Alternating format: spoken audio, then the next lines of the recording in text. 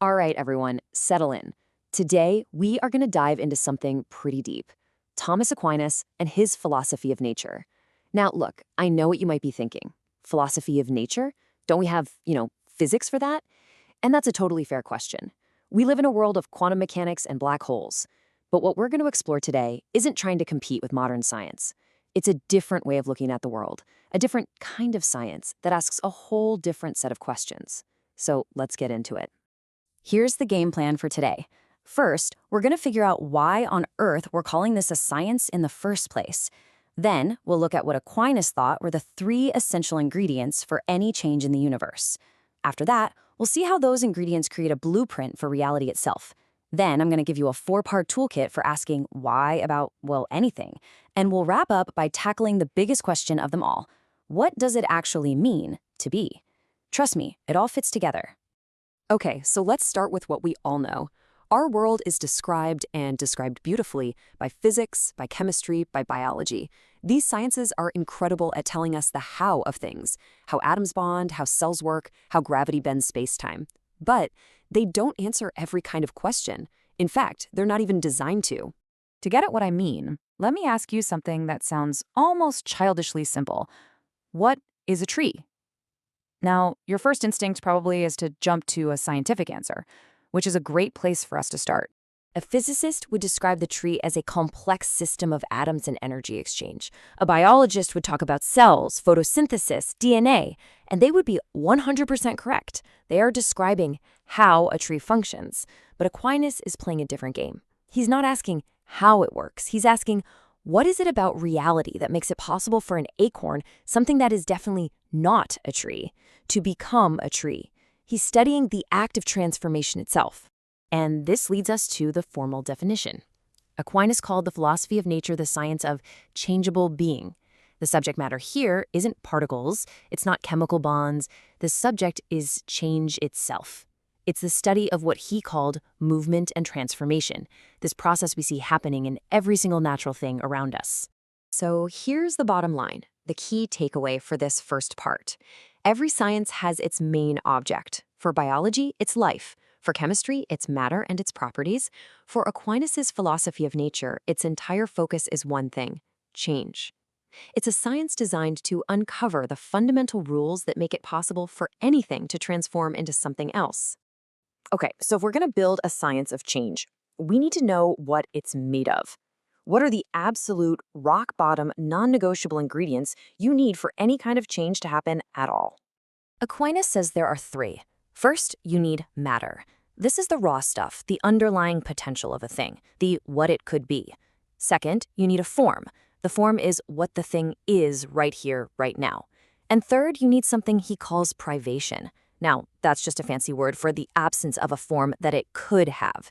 So think about an acorn. The matter is its physical stuff, its form is acornness, and its privation is the not a tree yetness. Change is just the process of filling that privation, of realizing a new form. Now, this takes us to a really wild, mind-bending concept, materia prima, or prime matter. And let's be super clear, this is not something you can find in a lab. You can't put it under a microscope. It's not an element. Think of it as pure, formless potential. It's like clay before the sculptor has even decided what to make. It isn't a cup, it isn't a bowl, it's just the pure capacity to be something. For Aquinas, this is the ultimate bedrock of physical reality. All right, so we have our ingredients, matter and form. But how do they actually interact? What's the engine that drives all this change? This is where Aquinas gives us the real blueprint for reality, the dynamic relationship between act and potency. So let's nail these 2 ideas down. Potency is everything a thing could become. It's its unwritten future. Act, on the other hand, is what it is in this moment, its actual current reality. And for Aquinas, all change in the natural world is simply that journey, the movement from a state of potential to a state of actual. And you see this absolutely everywhere. An acorn is an acorn, that's its act, but it contains the potency to become a giant oak tree. A block of marble's act is just being a block, but it has the potency to become a statue.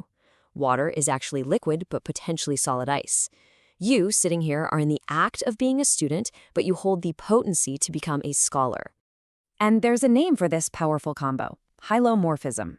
It sounds intimidating, I know, but it just comes from the Greek words hyla for matter and morphe for form. It's the core idea that every single physical thing is a mashup of these two principles. It's matter, which is its potential, and it's form, which is its actuality. In the real world, you just can't have one without the other. So once we have this basic structure of reality, Aquinas gives us this incredibly useful tool for analyzing anything. He says that to get a complete explanation of something, you have to ask 4 different kinds of why. He called them the 4 causes.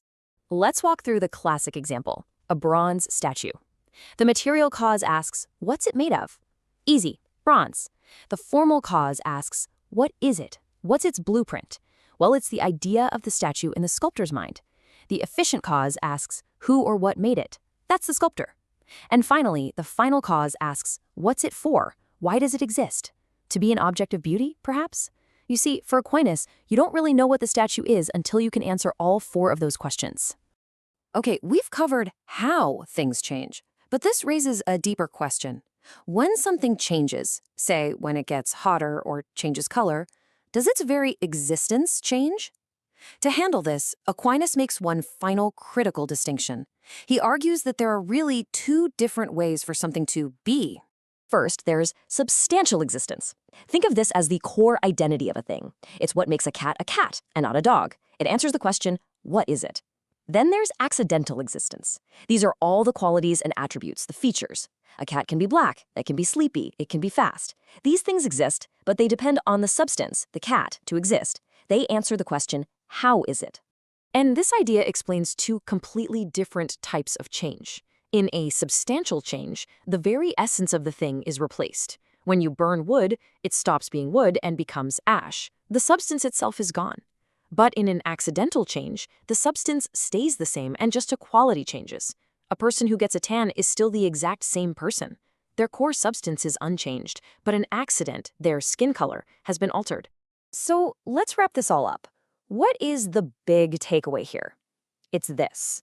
Aquinas' philosophy of nature is not a primitive, outdated version of physics. It's a parallel science. It's operating on a different level. While physics asks, how do the parts of this thing interact? This philosophy asks, what does it even mean for something to change? And why does this thing exist in the way that it does? And Aquinas leaves us with this incredible thought. He's basically saying, how can we have true knowledge, science, about a world where everything is changing and decaying? His answer is that our minds have this amazing ability to grasp the universal, unchanging idea of a thing. We don't just know this particular tree that will one day fall, we understand the universal concept of treeness, and it's that stable, abstract idea that makes real knowledge possible. So I'll leave you with a question to chew on. To really, truly understand something, anything, is it enough to just know what particles it's made of? Or to have a complete picture, do we also need to understand its form, its purpose, and the very nature of its being?